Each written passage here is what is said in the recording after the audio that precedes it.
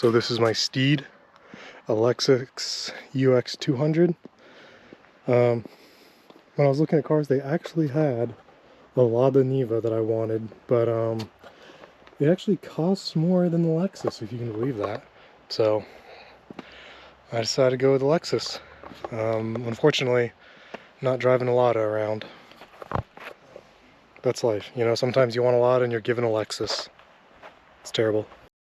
Oh, hello puppies. I don't have any food.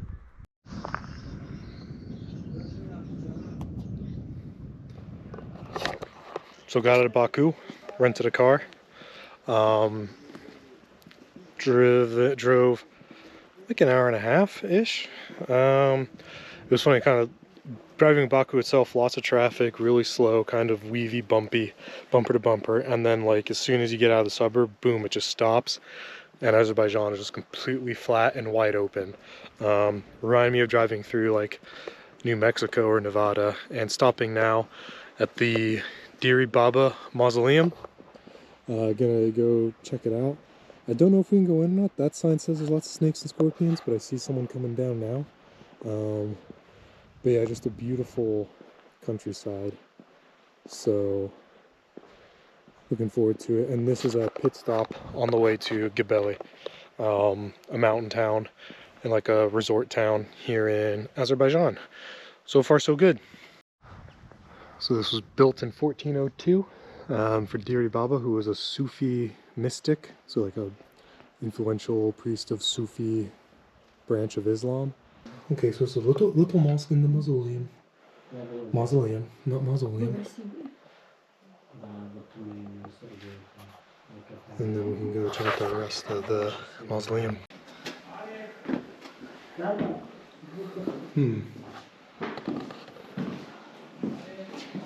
Oh, very cool.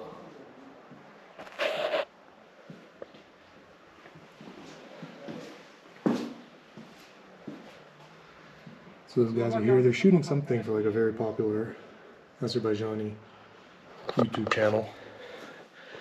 Probably a few more followers than me. Can't go up any further, and this looks like a tomb itself. Let's see. Looks a little dark.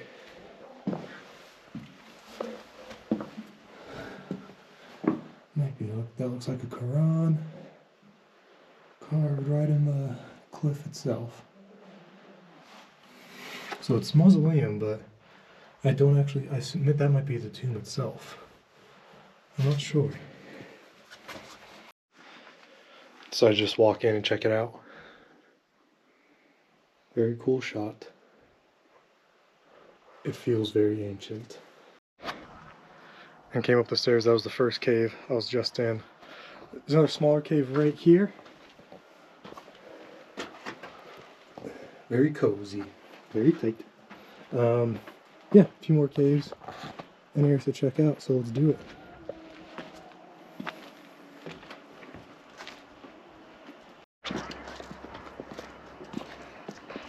I had to sign a waiver and they gave me a hard hat because people probably bump their heads all the time. And then I signed another the waiver also said that I don't hold them liable for snakes, scorpions, earthquakes, cave collapse. So this guy's just kind of hovering. He's part of like the news media crew, but he's just kind of following, and I don't know if he's telling me fun facts or just kind of making sure I'm being respectful. So climbing to the top of you can come up here. There's a red rope, but the guide slash minder slash cameraman undid it, so I could climb up to the top of the hill. It's really just a beautiful view up here.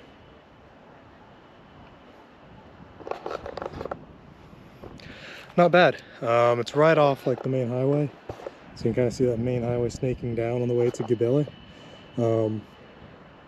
So if you're on the road here, check it out. This was a little madrasa in the caves, in the walls, built right inside the cliff. So very cool to see. Last couple caves up here.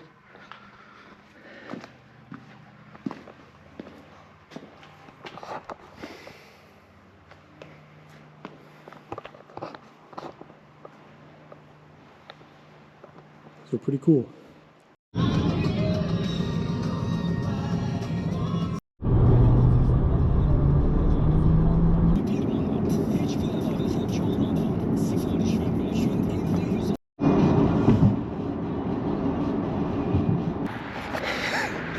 All right, so just pulled off here. I was just gonna keep going to my hotel, but I saw something and I immediately knew I had to pull over.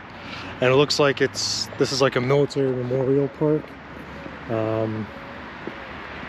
So all these guys' birthday or their death dates show in 1992. So in the first Nagorno-Karabakh War, after the collapse of the Soviet Union between Azerbaijan and Armenia. So just a lot of wars fought over that land in the last 34, 35 years. But that's not why I pulled over. So we'll go up a little further and you'll see why. So still walking up here, number of military memorials. It's pretty big military memorial. I did not expect to see this in this small city here. So I'm stopped in Shamaki. So on the front here, it's all Azerbaijan, but I'm coming around the side. I mean, this is clearly, it looks like an old World War II Soviet memorial, and then up top there, I'll zoom in, it says SSSR Победа, so USSR victory.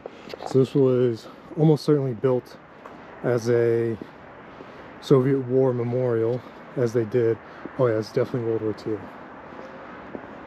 Definitely Soviet soldiers fighting. T-34s, PPSHs. But what I came here to see, what I pulled over and probably committed a couple traffic violations, was this old, well, it looks in a lot better, much better condition from the road, I'll say that much. This is a Su-15 Flagon. So it's an interceptor designed to go after high-flying NATO bombers. But it's kind of only, or what it's most well known for, is shooting down airliners. So Su-15 shot down Korean Airlines Flight 902 off from Murmansk, and then Korean Airlines 007 off Sakhalin Island. So high altitude, fast interceptors, not really maneuverable. So definitely seen better days.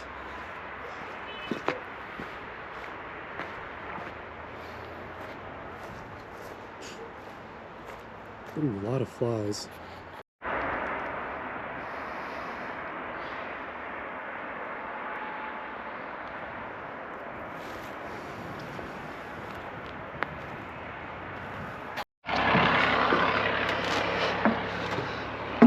Ooh, so definitely seen better days. I'm not getting in there. Alright, pretty cool to stop. Let's get to Gebele.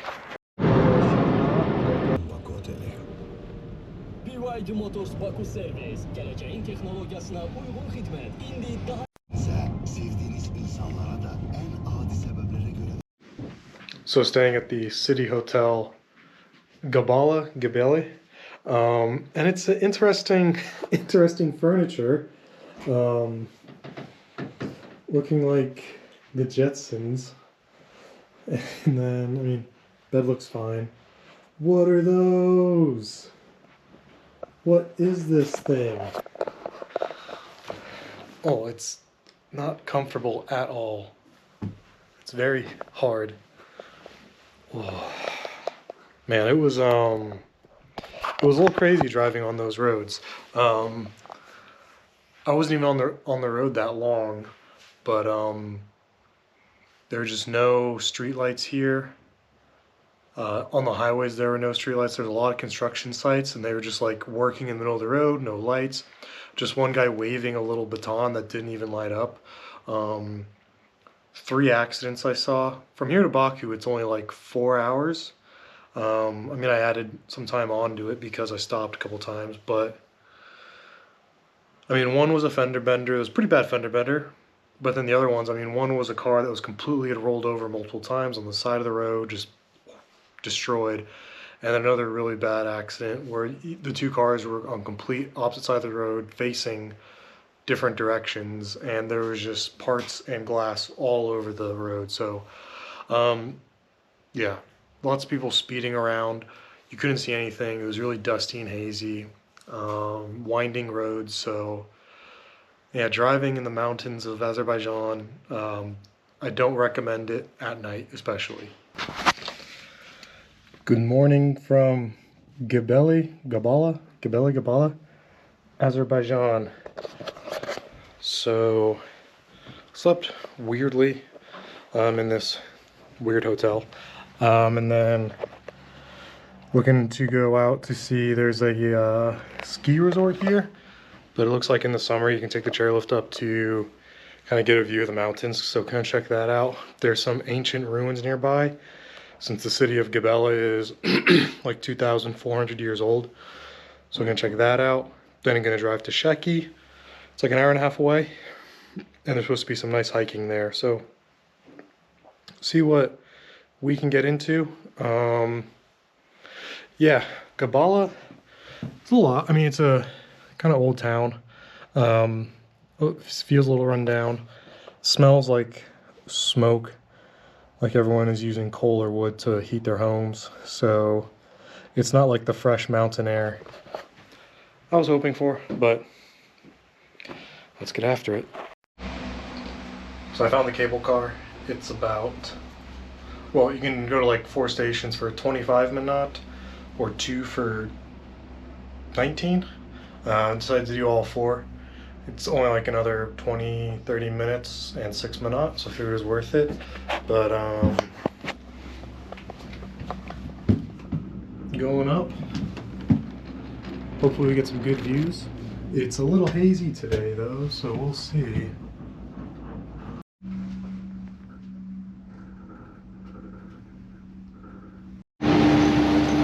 So made it to the first pit stop here. I mean, just really beautiful. So gonna hop on one of these, gonna go down RC, but it goes back up there into the mountains over there. So hopefully it looks like it's gonna be much clearer air up here because it's really hazy down the valley. Couldn't really see much. Let's get to it. So the name of this whole area is Tufandag. So it's like it's a big ski resort, and where I was just at, there's a really nice like little restaurant cafe, but there's gonna be a lot more up ahead. So that's the ski center there, and this is the slopes. Well, a slope. Here you can see driving like ATVs and stuff. I'm not gonna hold that out the window. So yeah, pretty cool to check out. In the winter, it's probably packed.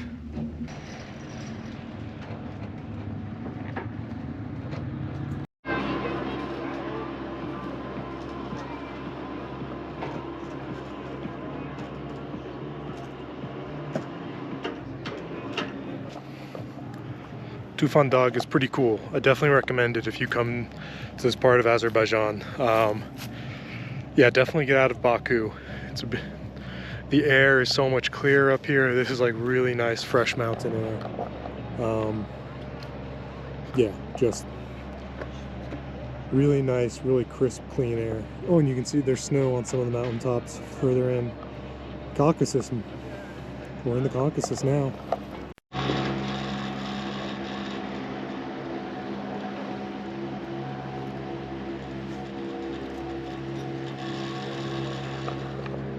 All right, we'll hop back in the cable car, get back in the car, and continue the road trip. So I made it to Gabala. Is only like 30 minutes down the road. The ancient city of Gabala from the modern city of Gabala. So from like this is from like the 3rd century BC, it says. This is like a small museum / hotel. And then we go to the actual old city itself here. But I don't know, because there's a few things on the maps that it took me to. So here's just some old, looks like arrowhead spearheads from 2nd and 3rd century AD. Very old, very old. Where I just was, it was like a museum slash hotel, and guy came up and started hassling, saying you gotta pay. So I just left. Drove up a little further. So I found it. I found part of the excavation. There's a few excavations here. So here's where I was, and then you can drive up this winding road. I'm here now at a northern wall section. So I guess this was all part of a wall, a defensive wall of ancient Gabala. That's another part of the wall. This, I'm annoyed because there was a gate here. This gate was closed, and these are like defensive towers that I really wanted to see. They're kind of the more famous, when you search Gabala, I'll throw a picture up, but that's what you see. So this is part of a defensive wall for Caucasian Albania, different Albania from the Balkans. So yeah, this goes back a few thousand years, pretty cool.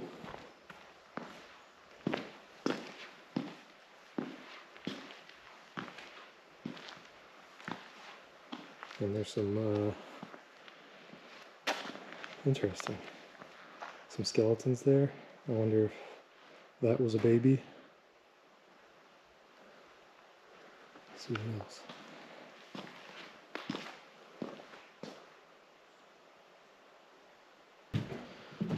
Yeah, so here's part of the, here's like where the wall, I guess, came up here.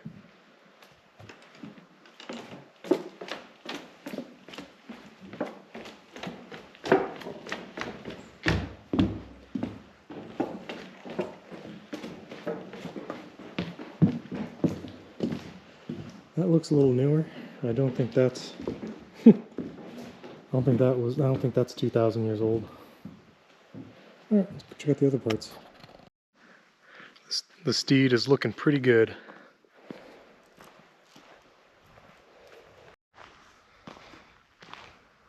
So this looks, yeah, this looks like an ancient city to me.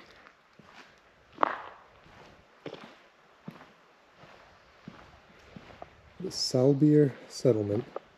Let's see what this says. The Western excavation site. So about 800 years, this was the capital of Caucasian Albania. So, very long time. This was a very relevant city. Gabala was one of the main cities here in this region. This was a major trade route going through, like coming out of the Caucasus, going down into, yeah, what's like today's modern day Middle East, into Persia, into the rest of the Levant. So it was a very important, very important city for a long time. So it's very cool to come here and see this. Let's see. So it looks like they had burial jars, like their coffins were these burial jars. We'll get another shot here, but there's these pipes running through, these clay pipes, irrigation pipes. So yeah, you can see them all throughout the settlement here. So some more pipes.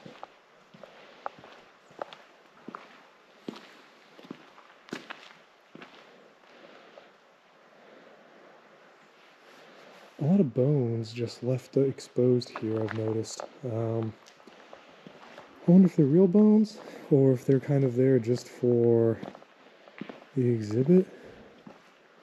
Like, can't quite see in there, so the video might show something. Like, yeah, those are bones right there. So, I wonder if they're real bones or not. But it's pretty cool.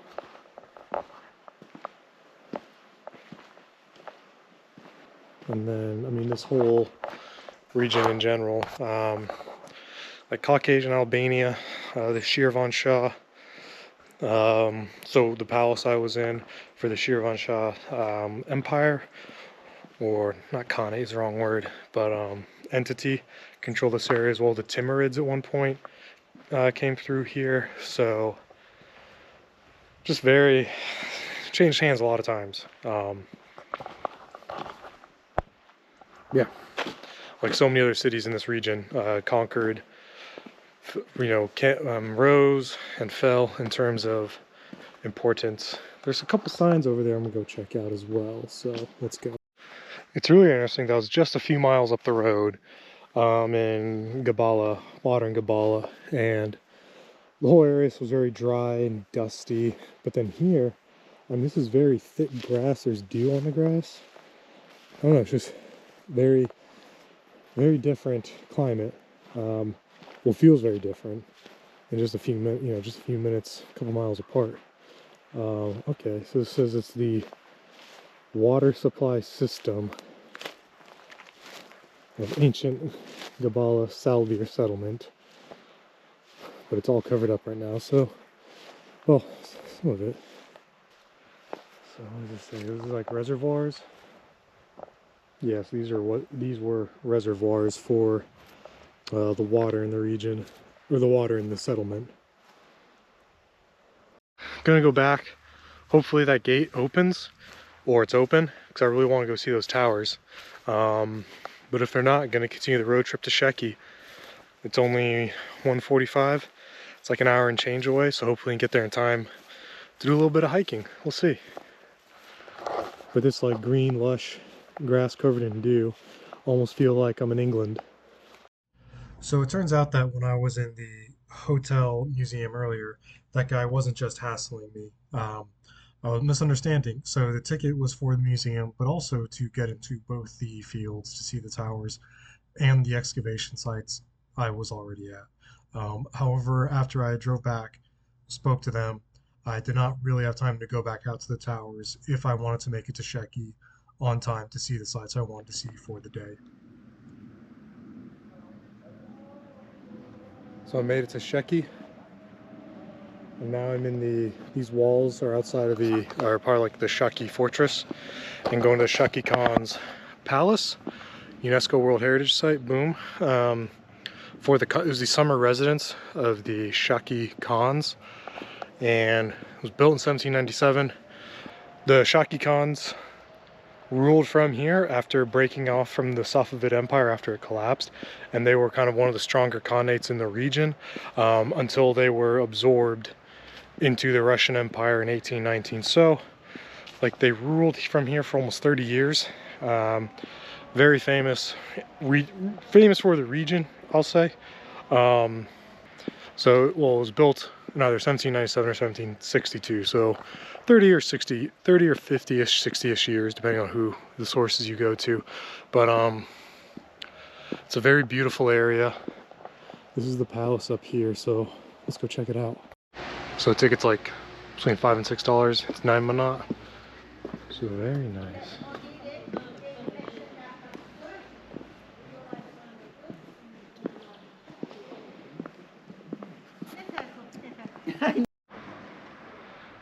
So there it is from the front, looking nice and beautiful. There's a whole garden, but it's closed off. Get a much better shot back there. Let's go in. So just finished going in the palace. You pay some manat for it, and then they tell you a bunch of times no pictures or video. In every room there's a bunch of cameras, and you can't just go in and walk around in it. They had like a minder babysitter, and they wait till other people were ready to go through too. So I mean, it was beautiful inside there. Really nice hand done paintings. Like all the walls, all the ceilings, every square inch was decorated. Quite pretty, but yeah, just kind of got hustled through because there were other people there. There wasn't a guide, but like security guy who would tell you like, okay, go to the next one, go to the next one. And you want to like stay and look at the intricate painting, but everyone else has moved on, so you kind of get rushed through. So, and there's like no information in there at all. You need to pay extra for a guide. So that's what Google was for me. So yeah, well, let's see what the rest of the fortress complex has. Because it was part of a larger seat of power. There were administrative buildings, there was a harem, there was a bathhouse, but I know you guys come to me for my bathhouse content, but no, couldn't find the bathhouse here, so maybe it's gone. There's a mosque, don't quite know where that is. They've turned some of the buildings to be used for other things, so there's like, that's an art center now, don't know what it was before. This is a geophysical observatory station of Sheki, so a science building right here, but I don't know kind of what it was before either. But yeah, so interesting to walk around, and it's free to walk in. Maybe I got hustled to park, parked outside the gates, and one guy came up and he was like, oh, it's 1 manat to park. So I mean, 1 manat, 60 cents, whatever, but maybe it's a hustle, I don't know. Unfortunately, we can't walk the grounds. Everything's blocked off. I like to go, you know, up to the battlements, up to the tower. You know, it's not like Turkey or Uzbekistan where you can just go into any castle and wander around at all. Or into any fortress, but that's life sometimes. So this building, and then there's another building right there. These were barracks for the Russian army in the early 1800s, constructed at the start of the 19th century. But unfortunately, can't go in, can't check it out. Seems to be a theme here.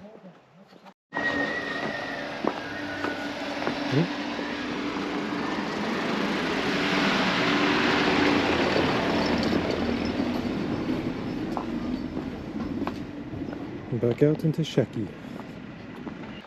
So a little bit about the history of Sheki. While we'll walk into the winter palace of the Shaki Khans.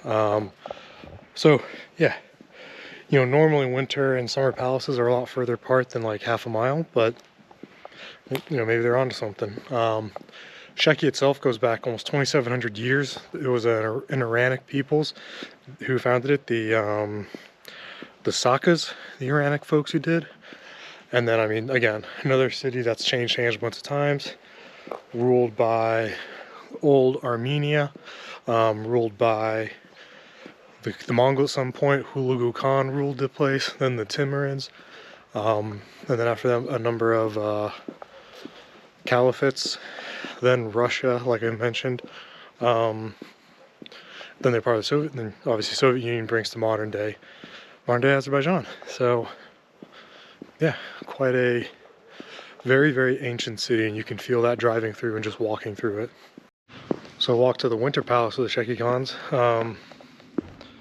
It's very hard to find. It's like just between these residential buildings, and it literally just pops up on the side of the street. Same price as the full palace. Okay, looks like you can go in. Looks like it's another government minder thing. So, well, I know photos and videos allowed. Let's see. So here's one of the rooms. At least we can take photos and videos in this one. So very similar window style, but the walls and ceilings aren't decorated. So this one looks much more like the other palace. Mirrors, very nice paintings, very well done. So yeah, this gives me a better idea of what the other palace was like as well. But all the rooms are like this, but much bigger. Well, not much bigger, but they were bigger.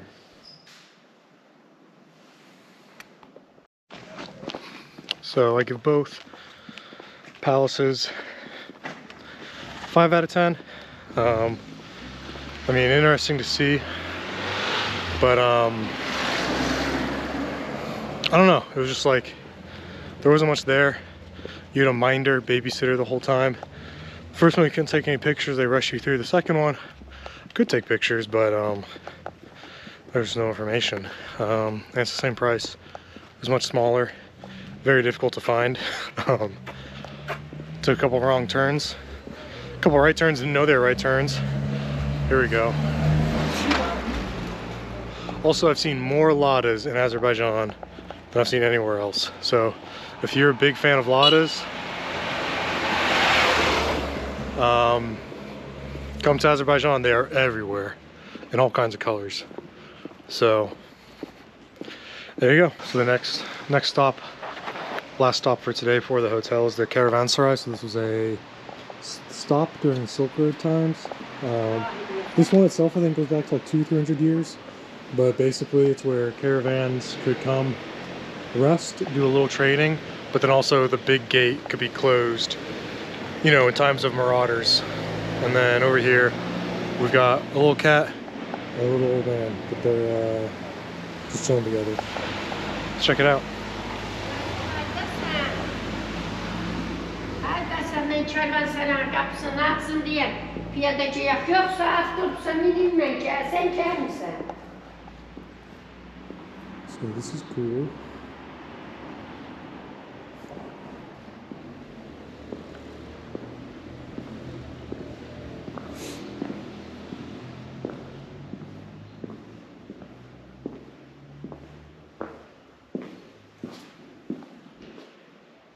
Okay. So I think this is also a hotel. So these are hotel rooms on the second floor. Yes, this is where merchants, travelers, diplomats would stay when they were traveling. So it's pretty cool to check out. But one of these is intact because I mean there were thousands of them across the region, and this one's pretty massive. So cool to see, cool to check out, just free to walk in.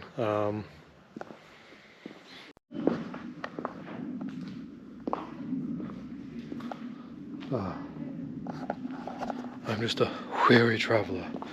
I'll put up my horses and camels and gods for the night. How much do I owe? Just throw a ubiquitous bag of coins. Clink! I don't know. I'm sure there was a lot of pontificating and haggling here back in the day. Rush hour in Sheki.